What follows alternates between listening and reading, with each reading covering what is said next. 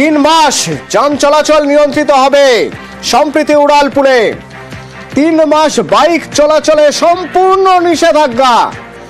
অন্য গাড়ি চলাচলের ক্ষেত্রেও টাইম বেঁধে দেওয়া হয়েছে। সমীর রয়েছে আমার সঙ্গে ফোনে। সমীর, প্রথমে তো জানতে চাইবো সম্প্রীতি উড়ালপুরে 3 মাস যান নিয়ন্ত্রণ কেন? প্রথমে দেখো, এই যে আমাদের যে মহেশতলা যে উড়ানপোল আছে, সম্প্রীতি উড়ানপোল, এটা সম্পূর্ণভাবে কাজ করা চলছে, ওপরে কাজ শুরু হয়েছে।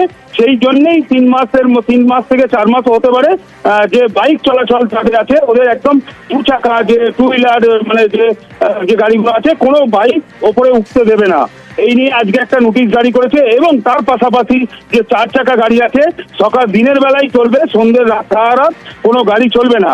এই জন্যই একটা নোটিশ জারি করে কোনো বাইককে না যেন উঠতে পারে সেই নোটিশ জারি করেই এটাকে বন্ধ করেছে। এই ওপরে কাজের জন্যই এই নোটিশ জারি।